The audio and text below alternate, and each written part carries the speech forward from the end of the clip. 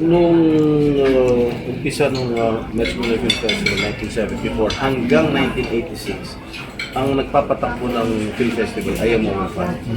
At ang loan beneficiary, ang sole beneficiary ng mga amusement taxes ay punta sa MOA Fund. Alright? Kaya nakapagbili ng lupa, nakapagpatayo ng building, at marami na inabang mga scholars sa MOA Fund. Yun din ang founder din ng MOA Fund, incidentally ang tatay ko rin. So nung pumasok ang administrasyon ni President Cory, ay inilipat nila yung pamamahala ng MMFF sa MMA, MMA pa nung Metro Manila Authority. So, ang humahawak noon ay yung MMA hanggang sa kasunod naging MMD, naging MMC, naging MMDA na. So, napunta dun sa mga mayors.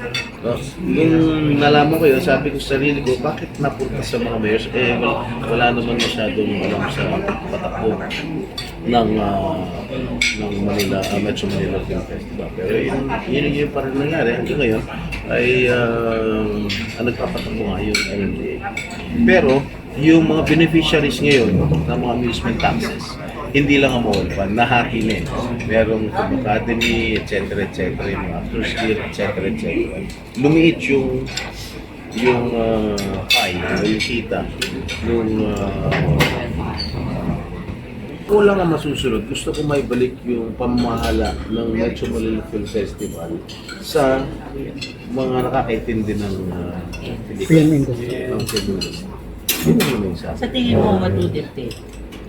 Well, it has to have the approval of the President, of course.